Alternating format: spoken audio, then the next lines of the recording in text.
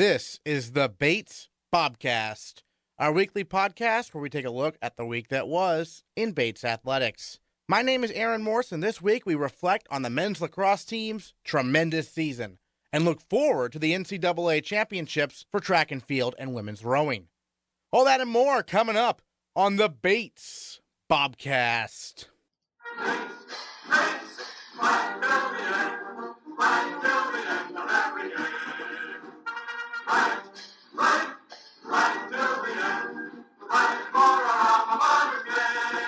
The men's lacrosse team fell to Wesleyan by a score of 14-13 in the NCAA quarterfinals on Wednesday.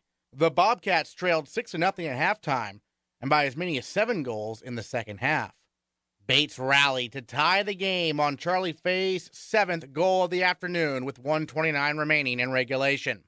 But the Cardinals scored the eventual game winner with 38 seconds to go, and Bates could not convert on the other end as time expired. The Bobcats finished the season with a record of 16-2. Head coach Peter Lasagna had a lot to say about the historic year.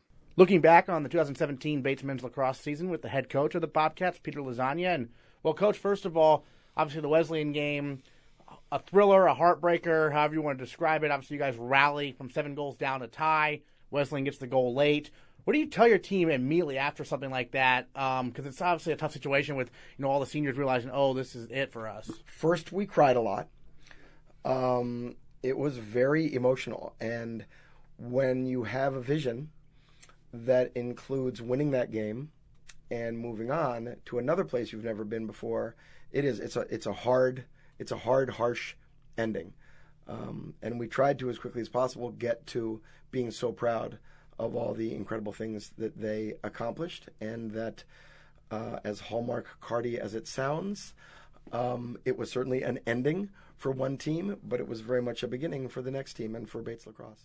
Yeah, and there's so much depth on this team. We'll get to that in a moment, but I want to talk one more thing about the Wesleyan game. You almost turned the tables. I mean, it looked like you guys might win the game when you called for a stick check, which is kind of, I hadn't seen that all year, someone get called for a 3-minute stick violation. Was that like just a move that you were, let's see if this works, or did you see something? No, there were a couple moments. He obviously had a great game, but there were a couple moments where he won a face-off and ran through 3 or 4 people getting checked really heavily. And so every face-off guy, because of the stress that they put on the head of their stick, probably has an illegal stick at some point during the course of the game, and we sort of decide not to call it. But with the advantage that he was getting, possibly with an illegal stick, it seemed like the time was right.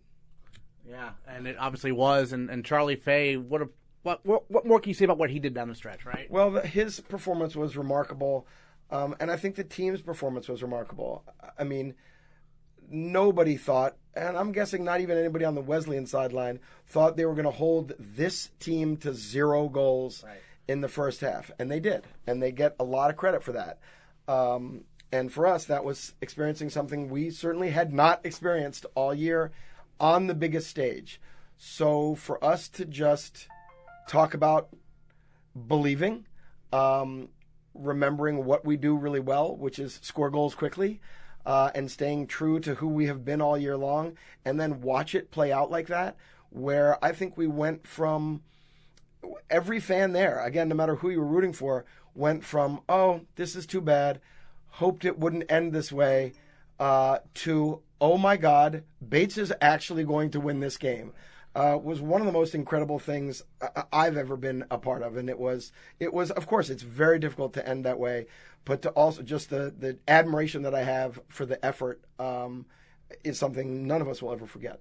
And then we talked about, the great senior class. I understand you had a meeting with them, or your annual end of the year dinner last night. And so what was the main message after some time had passed?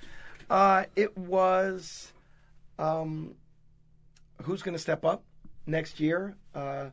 What people are going to be ready to fill the roles that are now graduating, and how resilient is our culture? Does the culture that those men, spent 4 years contributing to and building, obviously, especially this year, is that culture now just part of who we are? And They all assured me that it is, and that they will be assistant coaches from a distance with all of the young guys, which was a really great thing to hear. Right, and speaking of those young guys, what do you think they learned from either having a limited role or watching from the bench this incredible run this season? I think that they learned what it means to have the highest standards that you can possibly have in approaching your sport and really everything that you do in your life. And having those seniors as role models for the first-year guys was incredible. But those guys were great role models to the juniors and sophomores as well. And I think that the love that they have for each other, I think the greatest compliment that these younger guys could ever give to the seniors, that they were so disappointed that they could not help deliver the last couple games to them, is to do even better next year.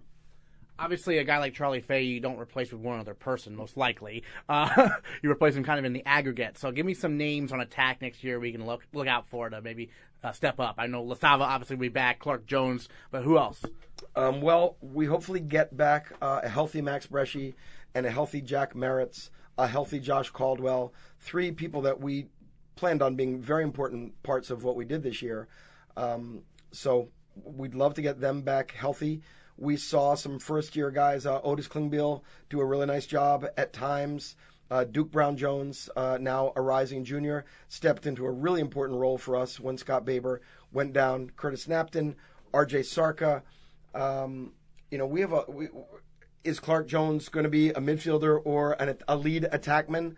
Again, we continue to have some really intriguing parts, and what we're talking about is, as you said, you don't replace Charlie Fay with one guy. You don't replace Kyle Weber with one guy, Freddie Ulbrich with one guy, Charlie Gravina, Scott Baber, all those guys, Andrew Melvin. But our style is a lot of why we were so successful this year, and we are going to stay committed to this style. And that style, it seems like teams try to play you on grass whenever possible, right? I mean, is that something, do you plan to practice more on grass next year, or is that something you just approach it when it comes? You approach it when it comes. Yeah. Do we need to have a plan in place so that we're not figuring it out the day before? Yes, we do. And our friends at Lewiston Middle School were incredibly helpful to us. But with a new athletic director coming in, maybe that's one of the things we talk about early. Sure. And then for you as a head coach, where does this season rank? You've been coaching for a number of years. Where is it ranked for you, even going back to your days at Brown? Yeah, I would. The only thing that I really can compare it to is the Final Four run at Brown in 1994. But we did some things this year that team didn't do. I hadn't been 14-0 with that team. But it was a similar vibe. It was a similar senior class, which was hugely responsible for leading that team as well, and just finding ways to win through adverse situations. And as I said to the seniors last night, they're going to remember the lacrosse pieces of this for a really long time. But what I hope they also take away is that they took action every day from their freshman summer on. They took action that contributed, not alone, but they took action to contributing to all those wonderful things that happened to us this year. They will face other situations in their lives now, outside of college, outside of lacrosse, where they'll face adversity and things will not go perfectly immediately. And I'm hoping they and everybody connected to this team can draw upon those lessons of resiliency that are really what success in life is all about. Great. Well, Peter Lasagna, congrats again on the tremendous season for the men's lacrosse team, and we're already looking forward to next year. Thanks so much. Thank you very much, Aaron. I appreciate it a lot. Now we look forward to the NCAA Championships taking place this week for a number of Bates spring sports. Junior All-American men's tennis player Ben Rosen competes in the NCAA Division III Singles Championships at the Champions Tennis Club in Chattanooga, Tennessee, starting on Thursday.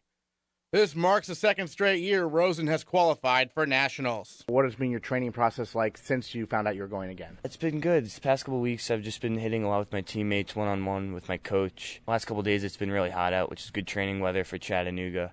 A couple days ago, it was like 95, so I took advantage of that, and I played a lot. Yeah, because you know all these matches are going to be outdoors, right? Oh, yeah. It's going to be really hot next week. And then, have you ever been to Tennessee before at all? Never. Never? Never. Are you looking forward to it? Yeah, I like traveling a lot, so seeing a cool city would be nice. I don't think I can make it to like Nashville, but Chattanooga's supposed to be actually a pretty nice city. You're going pretty early. We're talking to you here Friday before, your first match is probably coming up on Thursday, and so you're going to be watching the team competition first like you did last year. What do you gain from that? I think it's great to watch it because you could see how hard these kids fight, and if anything, it shows me a lot for next season. Stuff to bring back for the guys to tell them about. But you just see how much heart they have. I mean, it's going to be really hot, and I'll see just competitors and warriors out there. And last year, it was cool to watch Bowdoin win it all because they're our rivals, are also good friends. So that was awesome to watch them last year. Right. I mean, Bowdoin, a team you guys beat during the regular season, they got you back in the NESCAC tournament, but I think they went on to win the NESCAC tournament, right? Yeah, they did. Yeah. They did. And maybe they'll do big things in the national tournament this week. That'd be cool. And then, so you like to support them when you're not playing them? I don't know about that, but they're from Maine. I think that's a big part of it. Sure. I'd love to see them do well, but I don't think I'm rooting for any other team. I'm an unbiased supporter this week for the team event. Gotcha, nice. And then, this year from a team perspective, obviously you achieved your goal of making the NESCAC tournament. And then, so that gives you obviously a stepping stone for next year, right? Absolutely. I mean, that was huge. I mean, it showed us that we can actually do it again and maybe even go farther. And next year, our goal, we just talked about what our goals for next year are, and it's possibly to win the NESCAC tournament instead of just getting there, which would be huge. And I think it's a big step making the tournament this year. Yeah, because you got that taste in your mouth now, right? Yeah, we're hungry. We're already thinking about next year. Excellent. And then the team, looking at them a little bit more, obviously you're going to be losing Chris, you're going to be losing Pat, but you got some young guys who were pretty good, weren't they, this year? Yeah, they were very good. Yeah, those Chris and Pat, Brent, they're big losses for the team, but we had Kopp who started nearly every match, and he's a great competitor. And we had three guys, Glover, Eisenberg, and Vid, who are all really good players, and they just missed the lineup, but they're serious ball players. And I think they could be really impact players next year. Well, because you, as a first year, you were in the lineup, but you weren't number one or anything. Have you told them a little bit about your rise and how it can maybe motivate them? Because don't get discouraged, right, even if you're down the lineup? Right. Yeah, I try to talk sense into them because, I mean, my freshman year I was playing 5, and I never thought I'd play 1 the next year. Exactly what you said. I try to tell them, anything could happen these next 6 months before the season starts.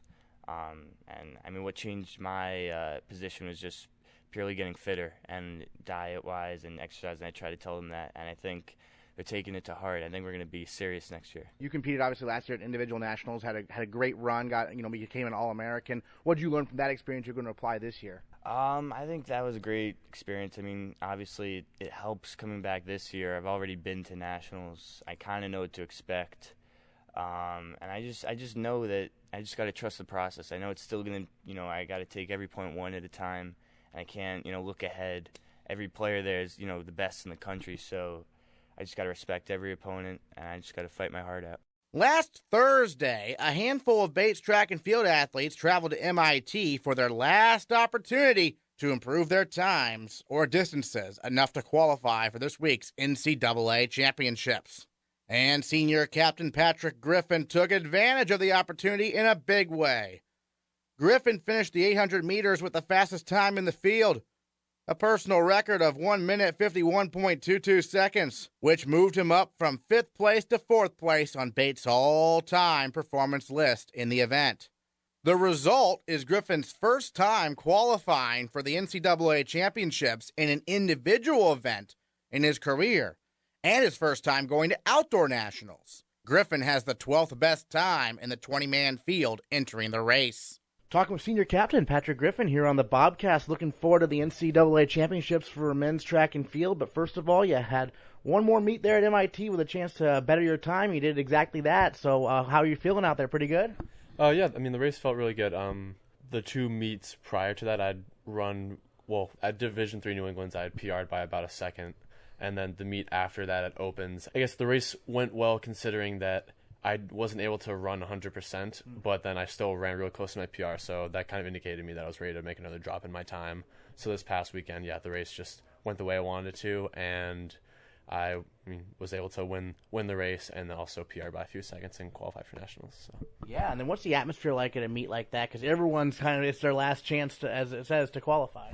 It's kind of a mix, actually, because you get at least for the 800, it was pretty intense because a lot of the men that were participating in the race were on the verge of qualifying or on the cusp, and there was a rabbit in the race to kind of set the pace, so we would run a fast race. But then you also get a mixture of people who they're not going to start to qualify for nationals, but it's their last chance to maybe run. Maybe they're graduating, maybe their coach just wants them to get like a last hurrah for the season. So it's kind of what you make of it, but in general, I'd say it's a pretty intense meet. And then Jack Kiley, who qualified as well there with you. So how cool is it to have another runner going? I know we've got 2 throwers, but 2 runners as well this year. I mean, it's pretty great. I mean, Jack and I obviously train more indoors than outdoors just because I was training more for longer distances indoor season and closer to what he would be running. But, I mean, Jack's a really hardworking guy, really talented. Obviously I'm glad that, he'll be there running with, well, obviously not running the same events, but there to support me and stuff like that. Yeah, as a senior, I think we've talked about this, how you didn't come in right away as a first year and start qualifying for nationals at that point. You kind of build it up. So how satisfying is this for you as kind of a sense of accomplishment of your career almost? I'd say it's pretty satisfying. This is definitely qualifying individually for outdoors is, well, in general, just because there are a lot more schools that participate in the outdoor versus the indoor season, it's a lot more difficult. So I would say I'm definitely happy with my accomplishments. When you came in as a first year, looking back on that, were you thinking at that point, okay, if I can work hard enough, I'll get to nationals? Or was that not even on your mind at that point? Well, it's tough to compare because when I was a first year here, I was running the 400 and I was doing the triple jump. Oh. So I was a sprinter / jumper. Yeah. And obviously I've made the transition into a middle distance runner, which can be done obviously depending on who you are. At the end of my first year, I had a fairly good idea that I wouldn't be able to qualify individually for sprinting or jumping, but middle distance is definitely, it seemed like where my strengths lied. So what prompted the switch? Just you decided that you wanted to do that, or you talked to Coach Fresh or Coach Billy? A little bit of both. During indoors, there are a lot more kind of shorter middle distance races, like the 600-meter dash, and I'd done that in high school, and I did pretty well, and I ran it here, and with not a lot of endurance training, I was able to do pretty well, which is usually an indicator if someone can run a decent 600 without any endurance training, that they would be a good 800-meter runner. So that, and people have been telling me for a pretty long time that I would be a good 800-meter runner, but I've never really wanted to do it until college. So you've been a captain for this team now for a couple of years. What's that experience been like for you? Being a captain I guess I would say it's not all that different from you can still be a leader even if you're not a captain, obviously. Mm-hmm. But I'd say having a leadership role on my team I definitely feel like I have the opportunity to say what I'm thinking more in terms of telling coach, or kind of having an ear with coach, and having also, just talking with other athletes on the team and trying to get them to get what they want in terms of entries for meets or even training or someone to confide in and things like that. But it's definitely been a positive experience. It's definitely strengthened my leadership skills and communication, stuff like that. It's funny for seniors, this meet is kind of interesting because you have your race there on Saturday. Yeah. Then you have one more race. You got to the airport, because I understand the airport's like an hour away. So how are you thinking about that, trying to get back in time for commencement, right? Well, yeah, I think we'll be waiting. I think the last event that's going on is the women's 4x4 on. So, hopefully they'll, make finals for that. So we have the chance of being, maybe the chance of being late for the flight. But yeah, I'm not too worried about making it back on time. I think it'll work itself out, but get back kind of late on Saturday. All right. Well, congrats again, Patrick, on your performance there, the last chance meet to qualify for Outdoor Nationals. Thanks so much for your time. Thank you for having me, Aaron. Joining Griffin at Nationals on the men's side is junior Jack Kiley in the 1,500-meter run, junior Adidire Fakaridi in the discus and the hammer throw, and sophomore Tyler Harrington in the javelin.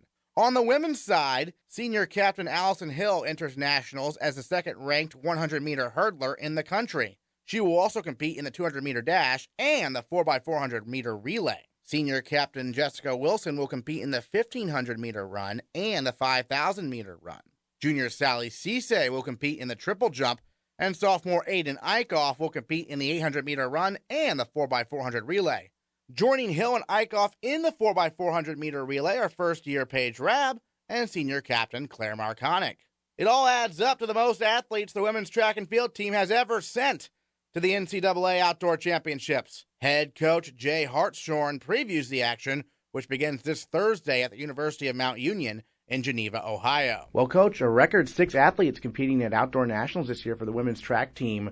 I mean, first of all, you got to be pleased to see the relay team get in, because I know they qualified for indoors but couldn't compete because of logistics, but now they actually get to go and compete. Yeah, they're really excited about it. Outdoor track's tricky because we didn't really get to put together our team towards the end of the year. But then once we did, it was clear that they didn't miss a beat from the indoor team. So in part of that, Claire will be in her first outdoor meet, which is really exciting. And then, of course, Paige Rabb, who's been on that team all year, will be on her first nationals. And that was the woman who was left out of the trip. We didn't take an indoor, and that was a little bit hard. She took it really well, but I felt, guilty about it and wish that she'd got an opportunity. So it's nice she does now. Well, it's interesting because, Claire, you mentioned, a senior captain on this team. She's been a regular in the DMR at nationals every year in indoors, but there is no DMR for outdoors, so it's pretty cool to see her qualify in a different relay, right? Yeah, and for us, this is our first outdoor relay to qualify, and it's hard. They only take 16 from the whole entire country, so you have to be running really, really well, to get one of those 16 spots, which makes it really competitive, because obviously every team, the goal is to get relays in. It's just that much more fun, so why not do that? Yeah, absolutely. And then for some of your seniors, we mentioned Claire, but also Allie and Jess, this is their last go-around, so what does it mean, for you to have had them here for 4 years? They've been so productive, haven't they? They really have been, but it's really taken off the last 2 years, and then this year has just been unbelievable with what both of them did. And I think they are just really excited about the opportunity, and it's nice. They've both had a lot of free time this month to kind of focus on training and get healthy and all that kind of stuff. It's a little bit hard when it's seniors, because this is obviously as we're going towards graduation, but they've both been really committed to track and field, and sort of no doubt that this was the decision they were going to make to go to the meet. And then, if all goes well, we'll have a flight that will get them back for graduation. Right. For people who don't know, commencement is Sunday, and the final day of the meet is is a Saturday, right? Yeah. So and our final events are kind of towards the afternoon, 3-something, and we have a 6-something flight, and it's an hour away. But it's going to work. It's going to happen. Your last race won't be at the meet. It'll be to get to the airport. Yeah, there's not going to be a lot of showering or anything like that. But they're prepared for that, and that's fine. Great. And then we touched on the fact that first year Paige Rabb is getting the opportunity to go. What does that mean when you can have such young athletes get the chance to experience nationals for the first time? Yeah, well, I think the thing that's nice about it is, so she's a first year, and she's going with 5 other people, and everybody else has been before, kind of multiple times. And so they're just going to really be able to help her, sort of get through the process and know what it feels like.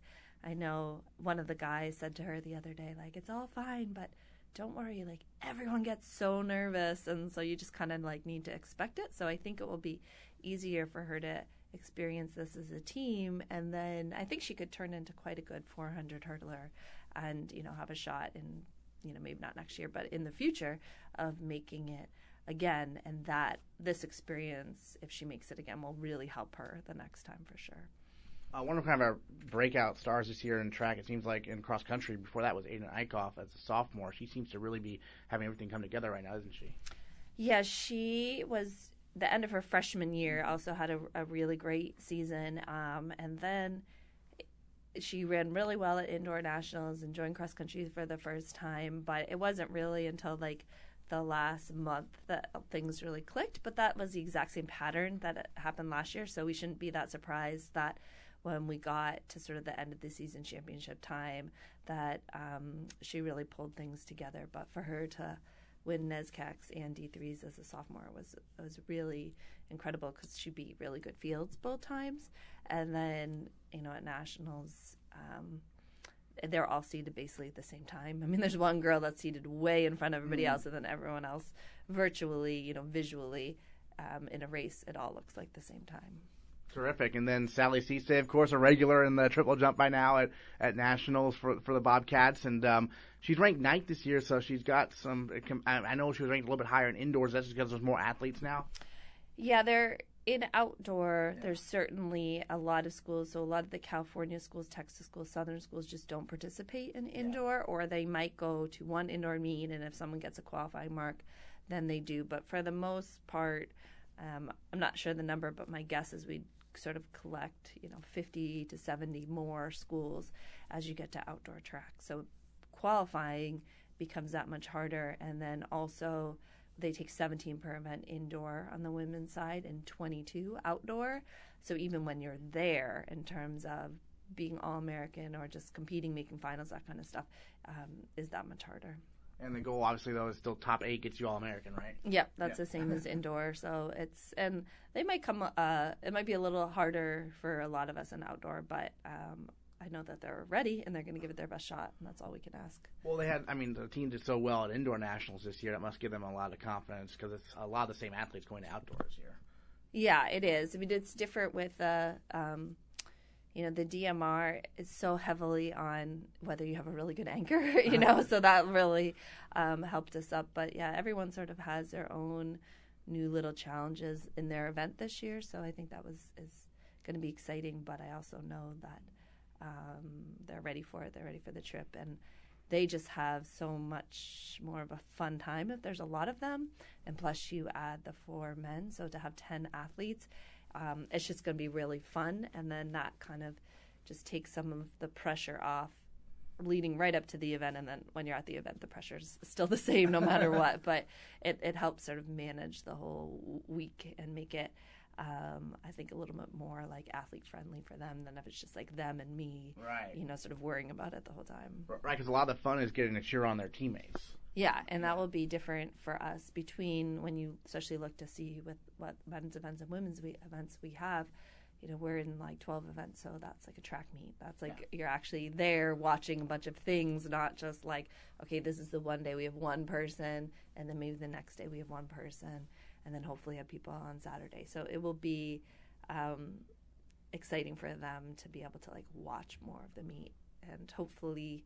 Last year it was just so hot, and this year it looks fine. So it's like more what we're used to in New England, so that shouldn't be a factor at all. Well, not only the record 6 athletes, you're looking at, Allie and Jess are both individually competing in 2 events. And I know Jess competed in 2 events at indoors, as did Allie, but one of Jess's was a relay. And so this is now 2 individual events for her. So that's a little bit different, isn't it? Yeah, it is. I would say we sort of targeted recently the 1500 as being her primary event.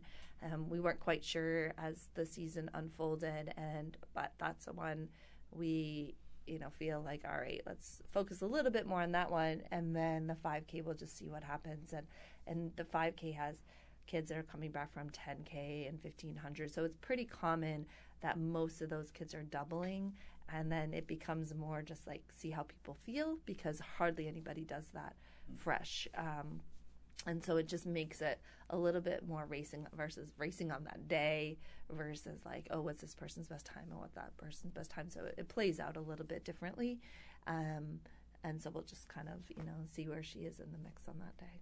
All right, great. Well, Coach Jay, thanks so much for taking the time to join us, and good luck to all the track team members participating in nationals this year. Okay, thank you very much. The women's rowing team is ranked first in the nation, entering the NCAA Championships this Friday and Saturday on Mercer Lake in West Windsor, New Jersey. The Bobcats are looking for their second national title in the past 3 seasons. Previewing the NCAA Championships for the women's rowing team with head coach Peter Steenstra here on the Bobcast. And, Coach, first of all, obviously a lot of great success throughout the years at the NCAA's, national title 2 years ago. But that one thing that you're still lacking, maybe that first varsity 8, possibly winning a gold medal, is that really on the minds of a lot of people, that goal there, because it shows the top-end speed if you get it? Yeah, there's no question that the women that are in the boat, that's what they want, right? Yeah. That's the most amount of points we can get. So in terms of the benefit for the team, that's the result that matters the most. And then I know track has been the coxswain there for the last few years for the first varsity 8, so I imagine she's pretty pumped up here now for her senior season. She definitely is. She's pretty fired up, and Molly Pritz is also very determined to get that top spot. Well, Molly, I mean, she's been in the second varsity 8 the last 3 years, and now moving up to the first varsity 8. How have you seen her adjust to that new challenge? She didn't have to adjust at all. It was. We started the season with her in that seat, and she hasn't moved since. So it's been the best thing for the crew. There's no doubt about that. And she's been in the stroke position, what makes her such a good stroke? Her length, for one thing, she's very tall. She's actually so tall and so long with her limbs that we have to adjust the equipment kind of to make up for that, or to sort of shorten her up in a way. But she really stepped up her training, I think, over the summer and over the winter, and she improved quite a bit on her ergometer scores and things. So I think that since probably NCAA's last year, she has had this goal in her mind, and she's been working toward it. I know the first varsity 8, what's exciting is that there's 3 first years in the first varsity 8, so it's a sophomore with Lena Rentel as well. But, I mean, you look at some of the youth, and the first varsity 8 must make you pretty excited, not only for this year, but in the future as well. Yeah, it's great. It's great to have a crew, especially a top crew, that has such a diverse group within it, representing every class, and to have half the boat still with 2 years left or more is pretty exciting for us as a program. And we have a very big junior class that makes up the other 3 bodies plus the majority of the JV8. So when that class graduates in a year from now, we're gonna have to really make some big adjustments or whatnot, but it's good to have that much ability in your top crew. Great. I know we talked to one of the first years last week on the Bobcast, Hannah Fitz, and she talked about how during the NIRCs, at the last, portion of the race, it was basically she blacked out because the last thing she remembers was track saying, "You got to go now." And so that was a pretty dramatic race, wasn't it? Yeah, it was little dramatic. We don't need it to be that dramatic. Right. We did come out on the right end of that one, which is good, obviously, but because it did mean the AQ versus hoping for the best. We knew that, even if the wheels came off the bus in that race, we knew that we were still going to get probably the at-large, not with just an 8, but we'll get a team bid because of our season's results, what we had done so far. So we trained through that race. Even though we wanted to win it, we knew we didn't have to win it. And that, the fact that the women performed at that level despite still being tired is really a good sign. And so how did the training change at all this past weekend and stuff, this past week where you didn't have any regattas to participate in? No, last week we were pretty hard on them last week. That was our 5th week on the water was last week. Our 6th week was today, and that was it. And then we go down to Jersey, and we get to probably practice once or twice if the weather cooperates. But no, last week we kept the pressure on through the first part, at least the first 3 days of last week. Great, and then you mentioned New Jersey. This is a race, of course, you've been to, but the team has not. What do you remember from your last experience going there? Yeah, the course in West Windsor is known for being windy. But it's different from, say, the Indianapolis course. The Indianapolis course is known for being a crosswind. This one's known for almost always having a tailwind. So whether or not that rings true, who knows? But we've at least been keeping that in mind and working in a way that would sort of prepare us for tailwind stuff. Yeah. Well, a tailwind, I mean, that obviously makes all the times most likely faster, right? And so, but that doesn't really necessarily change anything for any of the boats necessarily, does it? Or does it, perhaps? It can. You can adjust your actual rowing stroke a little bit for a tailwind. You can adjust your rigging, so the mechanics of the boat itself, you might want to adjust. It's like changing the gearing, just like on a bicycle. If you're going downhill, you're going to use a different gear than if you're going uphill. So it's the same thinking there. You don't commit to it like that's the only option because we don't really know, but we've been sort of playing around with that just to make sure it's not a surprise to us. Has this team raced in a tailwind much this year? At Worcester, one of our earlier regattas, we had a big tailwind there. Yeah. Okay. And so they've experienced it before, so it's nothing super surprising, super changing. I mean, it's like every day in practice. You go one direction, you're headwind. Right. You turn around, come the other way, you're in a tailwind. Sure, yeah. But it's just more of a discussing it for the racing so that it's something that they're fully prepared for. That's all. we talked about the varsity and their goals. Obviously, the second varsity has done so well at nationals the past few years, winning the gold medal. Each of the past few years. Abby Bierman obviously has been their coxswain during that time period. And she's a senior. She's one of the captains, right? So this is the last go around for both the coxswains. That's kind of interesting, isn't it? Well, you say interesting, and You say nerve-wracking. for me, it's I'm glad they've done a terrific job, and they will do great come NCAA's. It's a bittersweet thing because we see some very well developed coxswains, and they're going to move on to the rest of their lives, and then we go back to trying to create good coxswains out of the people we have or the freshmen that come in. Well, and one of those, Hannah DeBruin's the alternate for second or third straight year, even alternate coxswain. And so, what does she learn from this experience watching track and Abby do their thing? Patience. Yeah, I'd say that's the biggest thing. We've had a lot of meetings with DeBruin. She's really doing well. She's understanding her role, and she knows that she has an opportunity to come next year, but she also knows that that's not a given. So she's learning how to deal with that and how to contribute to the team in the best possible way. Great. And there's any other thoughts on what you're most looking forward to or maybe most nervous about this go around the NCAA Championships? I'm not really worried about anything. We're at a point with this program where they would do fine if I wasn't there. I'm there just to make sure that all the small things are done. They don't forget to put a bow number on the boat and make sure that the seats are going the right direction and all that. But I'm not worried about much. As a coach of an outdoor sport, you tend to worry about the things you can't control, like the weather. So you have to wait until the actual day of, even within hours of racing, and make a decision on what to do based on what the wind is doing, or if there's rain or isn't, or all that. It's on a small scale. It's similar to the way the cross-country skiers have to put a lot of thought into that wax that they're using, and they may not know until 10 minutes before they start their races.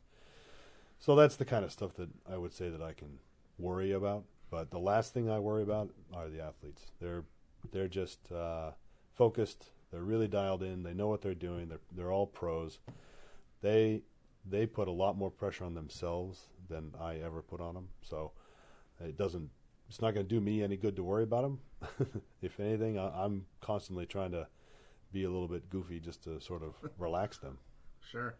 11th straight year for the rowing program going to the NCAA. Peter Steenstra, thanks so much. Thank you.